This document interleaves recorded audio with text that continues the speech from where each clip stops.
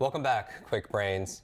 Here's my question for you today is, what are the invisible supervillains that are wreaking havoc on your incredible superpower, which is your brain? What are these supervillains? And this is a very important topic that's near and dear to my heart, because we're always talking about up-leveling different things, but what are the obstacles? What are the invisible forces that are actually taking you away and holding you back? And to discuss this in this show, I'm very excited to have a friend with me today. He is the New York Times bestselling author of Beyond Training and other books as well. We see each other at lots of different events. Yeah. And he has the incredible podcast, Ben Greenfield. Thanks for being here, buddy. You talk about the brain, and I talk about things like coffee enemas and six packs. This is true. We've got it covered. I've had the privilege of being on your show a couple times, and we see each other everywhere from speaking at anti-aging events, from Florida to Sardinia and everywhere in between. Yeah, it is kind of funny how often we run into each other. I love this because we get to like jam and geek out a little bit, because here we are in New York. It just started snowing. You're here with the boys. We literally have a flurry coming down right now. Yes, and so, but at events, we never get the chance to go deep. Yeah. So I want to thank you for being on the show. And let's talk about these invisible supervillains that are detracting from our superpowers of creativity and focus and memory and all that. Sure, yeah. It's essentially a fabrication of living in a post-industrial society of convenience. It's the same era that has created the ironic need to go to the gym at the end of the day, right? Like nobody went to the gym at the end of the day except the gymnasts, right? And the athletes and the warriors. But now we all sit down in front of our computer screens, and then at the end of an 8-hour day, we need to go pay money to go move things around and pick up heavy things and put them back down. And you could say the same thing about diet as well too. I mean, so many people have even lost their taste for things like wild plants and phytonutrient-rich foods because everything is fortified. Packaged and processed foods are fortified with multivitamins, with minerals, and what happens is you actually lose your urge to eat plants, to eat salads, to eat real foods when you consume your morning multivitamin, your evening multivitamin, and anything else that's processed or packaged that has added vitamin D and vitamin K and anything else added to it. And the problem with that is you're not getting all of the synergistic richness that comes with a whole foods diet. And so living in a modern era, I think the pros outweigh the cons, but we also fight an uphill battle. And one of the uphill battles that we fight, of course, in the realm of cognition and brain optimization are these invisible, I think you referred to them as supervillains. Right, we geek out over superheroes. Yes, supervillains. And the four that are the most important, in my opinion, are air, light, water, which I know is not technically invisible, but it's clear, and electricity. At least water should be clear. So when it comes to these four variables, what I find is that people who have the perfect exercise program and the perfect nutrition program, and who still do not feel as though their brains are operating properly. They get brain fog in the afternoon, they get fuzzy thinking, they can't engage in word recall, memory, and a lot of the things that you teach they really struggle with still, because they're being constantly bombarded by issues with air, light, water, and electricity. So what do I mean by that? Well, with air, we live in an era where indoor air pollution, even as much as outdoor air pollution, is now a growing epidemic. Everything from mold to fungi to mites to whatever someone cleaned your hotel room with, whatever household cleaning chemical your cleaner or you are using, whatever happens to be floating around in the air, in addition to the brake dust outside and the particles in the subway, all these things we're constantly bombarded by. And it's aggravated by the fact that many people now, because they are stressed out, because they're in a sympathetic state, they breathe through their mouth. Now, breathing through your mouth, of course, develops a recessed jawline, and it causes chest breathing. It activates baroreceptors in your upper chest cavity that create a cortisol release.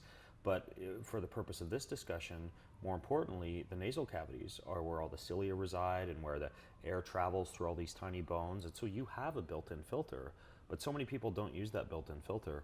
And when you combine that with all the chemicals that we're bombarded with, it's an issue. So what do you do? There's a few things few action steps you can take. A couple of my favorites would include getting a good HEPA air filter or even stepping up. There are companies like Molecule, for example, that I have no financial affiliation with, but they're developing these beautiful standalone air filters that are thousands of times more sensitive than a HEPA. In my own home, what I did was I built into the air ducts a unit called an Aller Air, which ozonates the air and cleans it via a HEPA filtration system. There's another standalone system that's slightly more affordable than the Molecule called an Air Doctor, and that's also a very good standalone unit for cleaning the air. If you take those steps, you breathe through your nose, and then finally you introduce into your home or your office environment things that naturally clean the air and produce phenols. The two strategies I like for that are, number one, NASA did a study called the Clean Air Study, in which they identified nearly a dozen different houseplants that naturally detoxify the air and also release a lot of those plant-rich compounds that help you to feel good, that decrease cortisol. We know this concept of Shinrin-yoku, they call it in Japan, forest bathing. It's good for you. Right. And so you turn your home and your office into that type of environment.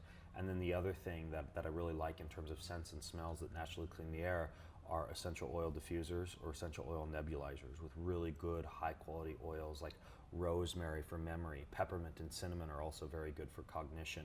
And then relaxing scents in the bedroom like lavender and rose and bergamot. So you need to be cognizant of air. So you could also have those senses and functionally in each room.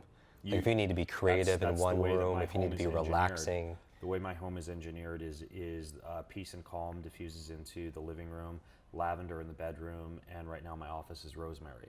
So Amazing. you can actually adjust the scents. And for the plants, do you recall some of those plants? Is it like Peace lily is one, English ivy is another. There's many of them. I don't have them all memorized. You'd probably memorize them in about 10 seconds flat, Jim. But if you Google NASA Clean Air Study, you'll find them. My wife identified about 6 that grow well where we live in Spokane. Beautiful. And that you can take care of indoors, and so she just selected a variety. Amazing. And that's what we have planted around the house. So now I see what you mean about invisible supervillains, because air is invisible. You don't know what's gassing off of your furniture that you just bought. Yeah, exactly. You brought up a great point. Furniture, volatile organic compounds from cupboards. I mean, we're just constantly bombarded. I mean, one of the places it happens the most, ironically, is the gym, right, where you're exercising and breathing these things in. So I'm not saying don't go to the gym. I still think the pros outweigh the cons, especially in this sedentary society we live in that I mentioned earlier. But it is an issue that you need to be aware of. So that's air. The last point I make would be the book by Patrick McCown. About air and nasal breathing is very good. So look, he's got 8 books, but look up any of the work by Patrick McCown. We'll make sure we put all these links to everything. How to nasal breathe. Good. Yeah, and on my website, I have an article called "The Ultimate Breathwork Ninja," in which I teach you how to breathe through your nose. So we'll make sure we put all the links to these resources, including your sites, to in the show notes. Light is a biggie, and I think that most people who are kind of connected to health are no doubt aware now of things like night mode on the iPhone and like the Flux program that you can install on a computer. Because of the blue light. Because of the blue light, or blue light blocking glasses. These things are kind of common knowledge nowadays. But I think the 2 areas of light that people could still do very well with adjusting in their environment are the lights in their home and their office, the actual overhead lights or the lights in the lamps, and then also computer monitors. Now the idea here is that modern fluorescent artificial lighting is primarily composed of the blue light wave spectrum, especially about the 400 to 480 nanometer range. And what that does is that presents retinal damage. It can cause flicker. It can cause almost a distraction, a constant distraction you're barely aware of, but it's always kind of pulling you away just a little bit and reducing some of those cognitive superpowers that you talked about. And so there are certain forms of lighting that work very well. There are companies like Philips, Hue, and Lighting Science creating what they call biological LED, and these are very popular, but they're not good. And I used to preach for a long time that they were, and I no longer do after further investigation, because they do produce still a lot of flicker, which is damaging to the retina, and which also can still disrupt your circadian rhythm. Yeah, this is a very important conversation, because we, a lot of our viewers, they're readers. They're intense readers, and they're studying, they're reading all the time, so their eye health is very important. Do they put a lot of these lights in schools and in offices? They're everywhere. Fluorescent lighting and LED lighting are the 2 most common forms of lighting because they're now cheap. Used. But the thing that comes, they're cheap. That's exactly it. Incandescent red incandescent in any of the bedrooms or sleeping areas of your house, and clear incandescent in the more wakeful areas, most Beautiful. naturally simulates sunlight. Your power bill goes up, but your health bill in the future will go down, and I think that it's well worth the reduction in brain fog and distraction that occurs when you're actually exposed to good lighting. Of course, the problem is, just like when you switch to natural personal care products and you walk through the Macy's section at the mall, all of a sudden it smells like chemicals when it never Right. did before once you've retrained yourself. Well, the same thing, when you walk into the mall, all of a sudden you feel as though you've walked into this bright, like lab rat environment with fluorescent lighting everywhere. So you kind of spoil yourself to a certain extent, but incandescent is the way to go. And then if you want to battle a lot of the effects of modern artificial lighting, there's this new concept in the biohacking industry of photobiomodulation. And there are companies now that sell these red light bulbs and red light panels that produce near infrared and red light. And if you can bathe yourself in that at night, like have a unit in your bedroom, or when you're laying on the couch at night, etc., that red light helps to offset a lot of the blue light artificial lighting damage. The other thing that's very useful to do for light, if you can, and circadian rhythm, is get as much sunlight as you can sometime as soon as possible after you wake up in the morning. I realize it's difficult to do for a lot of people, but it makes a profound difference in terms of adjusting the amount of damage that a lot of the artificial lighting can do. When it comes to the red light therapy, is there a brand that you go to? I use Juve, and the main reason I use Juve is not because there aren't other solutions out there, but it's the most powerful. And for me, time is money, and I can get a full exposure within 10 minutes with that unit. And some of the less powerful units will take me 30, 60 minutes. And then when people are moving around their environment and they're spoiled because their senses have, adjusted, and they're in their mall, can they wear their glasses there, or? You can, but the one problem with the blue light blocking glasses is that if you wear during the day the yellow or the orange or the red lens, which most of the ones that you get are, you disrupt your circadian rhythm because you block all blue light. So what I tell people is own 2 pairs. Have a clear pair and have a like a yellowish orange pair. Fair. There are a variety of companies that do a really good job with their lens technology now. One of the ones I really like at this point is called Raw Optics, RA Optics. Again, no financial affiliation or anything. They actually block the 400 to 480 nanometer spectrum. And a lot of the lenses don't. Amber is good. Felix Gray is not bad. Those are some that also don't look like birth control for your head. So they're actually kind of fashionable. I love also how you have functional per room also. How the air, the scents are changing from room to room, but then also the lighting. You walk into my bedroom, it looks like an Amsterdam nightclub. It's just red everywhere. Right. It smells like lavender, but I like it. You sleep really well. And then, as I mentioned, with the monitors, there is this program called Flux, but a much better program to install on your computer is called Iris Tech. Because Iris will reduce the blue light, it'll reduce the screen temperature. It has a lot more features than Flux does. So I like that for any computer monitor. Even during the day or just at night? That would be all the time. It will automatically adjust based on the time, based on where you're at in the world. And if you want to actually purchase a computer monitor that's the most eye-friendly, that doesn't have that bright LED backlit, the company EIZO, E-I-Z-O, they make a monitor series now called the Flex Scan series. And that's very, very good for the eyes if you happen to be working on a monitor, not a laptop. Nice. So the third is supervillain. Electricity. Okay. So electricity is very difficult when you pull up your computer and there's 20 different Wi-Fi signals that you can connect to.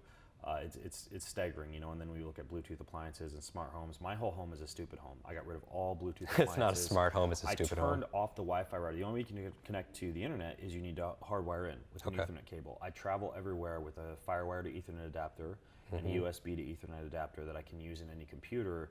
And most hotel rooms have Ethernet cables, or you can travel with one, so you can hardwire in through the Ethernet most places. The Wi-Fi of your neighbors you don't need to worry about, because the damage from that tends to exponentially decrease in terms of your distance from the router.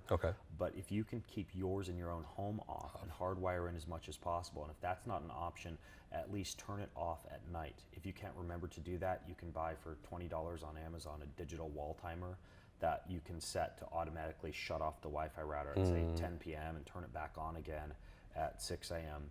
The same goes for Bluetooth. I don't wear technology that tends to emit a constant Bluetooth signal. My phone, the Wi-Fi signal is always off. These modern conveniences have been shown over and over again to specifically cause issues with what are called the calcium channels on your cells. when you look at the body, the entire body, it's a battery, right? The human body operates on electrochemical gradients, and anytime you get exposed to any signal, Wi-Fi, Bluetooth, flying in a giant metal tube from LA to New York, all of these things disrupt that electrical rhythm. And so being adamant and aware of Wi-Fi and Bluetooth in your environment is smart.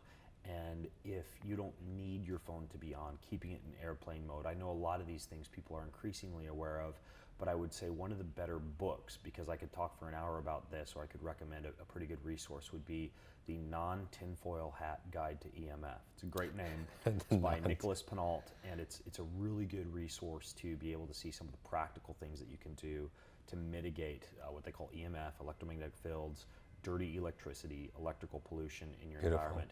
It's a biggie. Amazing. And one of the first things you can do is just figure out how not to use Wi-Fi and not to use Bluetooth and not to use your cell phone signal unless you absolutely have to. I love that. Finally, before I go on to the last thing, you can vastly mitigate the damage of Wi-Fi and Bluetooth exposure by pushing the reboot button on your body's battery. The best way to push the reboot button is, and I do this every day. I was out there this morning and on my hands dropping down in the park behind our condo here in New York doing push-ups. I get my hands or my feet in touch with the planet Earth. And the planet Earth creates a natural, what's called a pulsed electromagnetic field frequency. It's also referred to as grounding or earthing. Anytime you touch it, it reboots you. So if you can get outside in your bare feet or your hands, obviously not right now in the snow in New York, but there are even technologies, they call them PEMF technologies, or grounding and earthing mats. And they ground in through the grounding plug in your home or your apartment or your condo and give you access to be able to touch the earth without actually touching the earth. Amazing. Is there a brand that you recommend there? The two that I like right now that would be affordable and accessible for most people would be anything designed by Dr. William Pollock, Pawluk. His technology is very good. And there's another guy named Bob Dennis. His technology is not quite as user-friendly, but I think is even better. And those are called the ICES units that he makes. Those are good models for PEMF. Beautiful. Yeah. And then finally, the fourth supervillain. The fourth supervillain, water. Water. The kind of sort of invisible one. Clear. It's clear. Yeah, it's transparent. So a lot of people already know that you're supposed to drink, however much you weigh in pounds, you divide that by 2, that's how many ounces of water you drink per day. You drink water and boom, that's it, and you're hydrated. It's not true. Your body relies upon a lot more than that to stay hydrated. First of all, this idea that there's a sodium-potassium pump that drives minerals in and out of the cell, that's really kind of like old school research. What we know now is that there's this aqueous gel matrix that the cell resides in, and that water is what helps to move nutrients and minerals in and out of the cell. The only way that happens is if the water that you consume is actually charged, actually carries a good electrical charge. Now, the two best ways to do that, in addition to just purifying your water, and I'll talk about the best purification here momentarily, would be to drink structured water or to drink hydrogen-rich water. Okay. Those are the two best forms of water based on the existing technology today to be able to adequately hydrate your body. Both of those technologies, structured water and hydrogen-rich water, still require you to add minerals to the water. And so the way that I recommend people set things up is as follows. A, you filter your water. You use a reverse osmosis filter or a carbon block filter. Okay. Carbon block doesn't filter out quite as much as reverse osmosis, but the carbon block technology nowadays is good enough to where it's going to get most things. Both of those methods remove some minerals from the water. So after you've filtered your water, as you're going throughout your day drinking water, you need to figure out a way to get a lot of minerals into your body so that the water actually gets absorbed. The 3 best ways I like to do that are: number 1, keep a Celtic sea salt shaker around your house and just put a little bit into each glass of water that you drink or each bottle of water that you drink. Number 2, there's a company called Quicksilver Scientific, and they make this mineral solution. It's like a salty mineral solution. That's what I travel with, and you just drink a little shot of it in the morning and in the evening, and it allows your body to soak up the water more readily.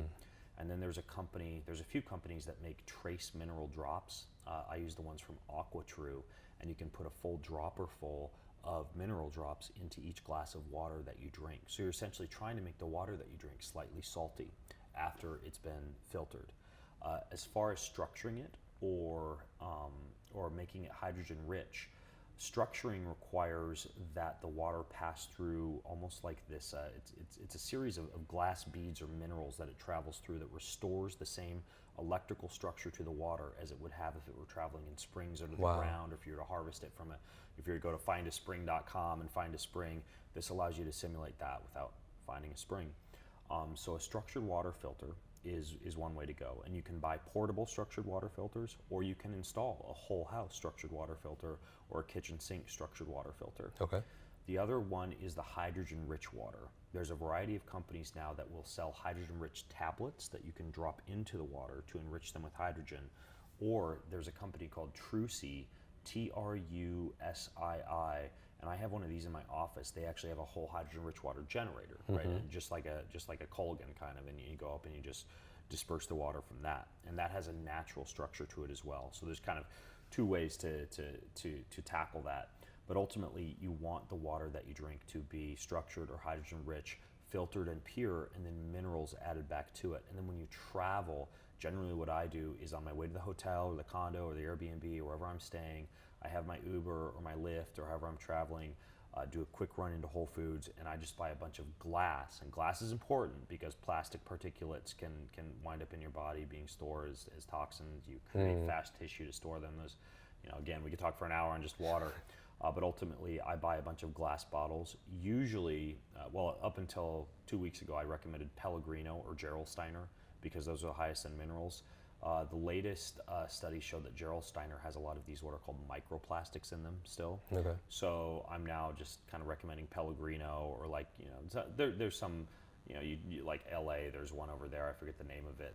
They sell it at Erewhon, but it's like a natural spring water. There's a few good brands. What about Mountain Valley? Yeah, Mountain Valley's not bad. That's one as well. Yeah. Okay. But the important thing is it's coming from a glass container. Yeah, exactly. Coming from a glass container, not plastic. Yeah, it costs you a little bit of money, but I mean, I show up to my hotels with this giant paper bag, and I make sure I have a mini fridge, and that's the water that I drink the whole time.